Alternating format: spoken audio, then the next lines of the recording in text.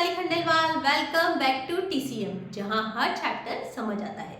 तो दोस्तों, पिछले चैप्टर में हमने बात की थी क्लास 10 के बहुत ही इम्पोर्टेंट टॉपिक पे, जिसका नाम था सरफेस एरियाज एंड वॉल्यूम्स, जहां हमने स्टडी किए थे कुछ solids like cuboid, cube, cylinder and कोन।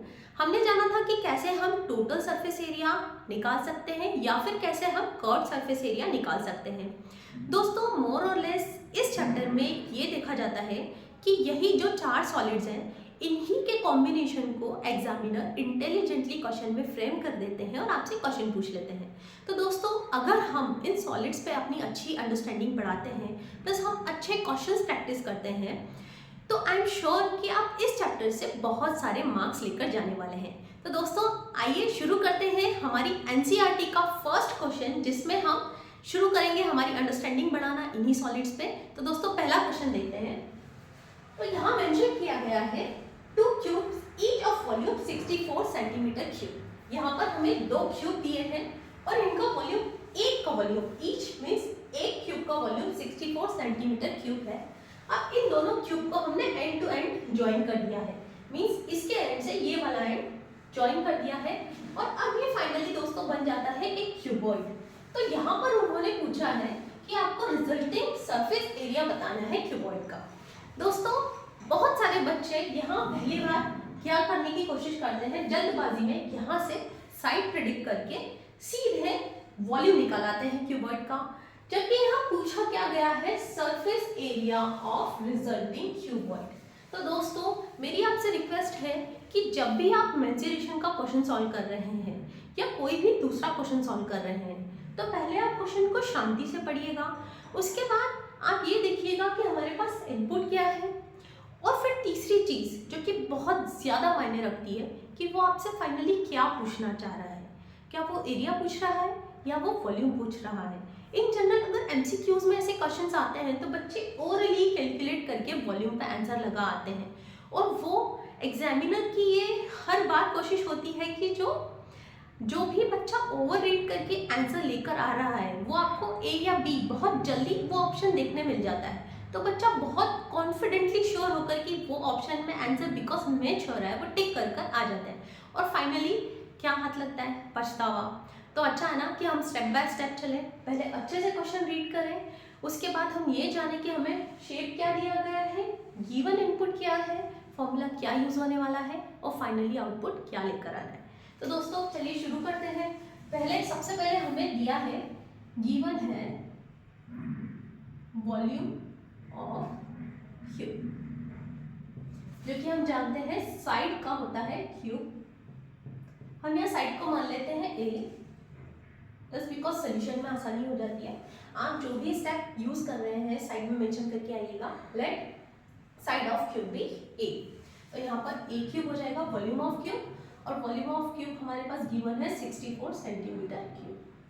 दोस्तों, यहाँ पर मैं इस 64 को लिख सकती हूँ 4 का क्यूब, ओके, क्योंकि 4 का क्यूब भी क्या होता है दोस्तों, 64 सेंटीमीटर क्यूब। यहाँ हम क्यूब से क्यूब अगर कैंसिल कर दें तो हमारे पास A की वैल्यू बचती है 4। मीन्स हमें एक बात समझ में आई कि एक क्यूब की एक साइड कितनी है, 4। तो दोस्तों, इस क्यूब की भी एक साइड कितनी हो जानी है, 4। तो ये टोटल साइड जो क्यूबॉइड बन जाना है, उसके बाद इसकी साइड हो जानी है 4 + 4 दैट इज 8। यहाँ दोस्तों ये साइड ऑलरेडी कितनी थी, 4, इसे हमने नहीं छेड़ा तो ये 4 ही रहने वाली है। Means height of cuboid will be 4। उसी तरह से इसी के पैरेलल है इसकी ये साइड, ये वाली लेंथ और ये वाली लेंथ, तो ये दोनों भी क्या हो जानी है, 4 + 4 दैट इज 8 सेंटीमीटर। यहाँ ये जो हाइट है ये ऑलरेडी 4 है, तो यहाँ भी क्या होने वाली है दोस्तों, 4 ही होने वाली है। अब नेक्स्ट हमसे पूछा गया है कि find surface area of resulting cuboid. तो हम जानते हैं दोस्तों कि surface area of cuboid is equals to 2 × length × breadth plus breadth into height plus height into length हो जाने वाला है। दोस्तों, इस डायग्राम के अकॉर्डिंगली अगर हम बात करें तो हम लेंथ एज्यूम कर लेते हैं 8 सेंटीमीटर, ब्रेथ एज्यूम कर लेते हैं 4 सेंटीमीटर एंड हाइट एज्यूम कर लेते हैं 4 सेंटीमीटर। आई होप यहाँ तक आपको क्वेश्चन अच्छे से समझ आ रहा होगा। तो दोस्तों अब करना क्या है, यहाँ फॉर्मूले में वैल्यूज पुट करनी है, तो चलिए पुट कर देते हैं। यहाँ हो जाने वाला है 2 into 8 into 4 plus 4 into 4 plus 8 into और 4 इंटू 8। दोस्तों याद रखिएगा कि बोर्ड्स एग्जाम में आपसे रिक्वेस्टेड होता है, अगर एग्जामिनर के पॉइंट ऑफ व्यू से आप जाने तो वो आपसे चाहते हैं कि आप क्वेश्चन को जल्दी ही नहीं एक्यूरेसी से सॉल्व करें, परफेक्शन से सॉल्व करें।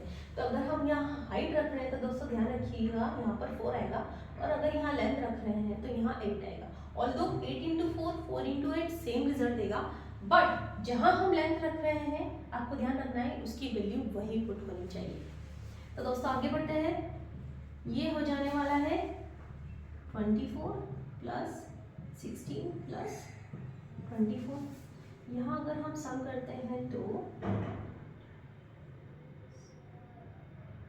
सॉरी दोस्तों यहाँ 32 होगा, माफ कीजिएगा 32 एंड 32, सो ये हो जाएगा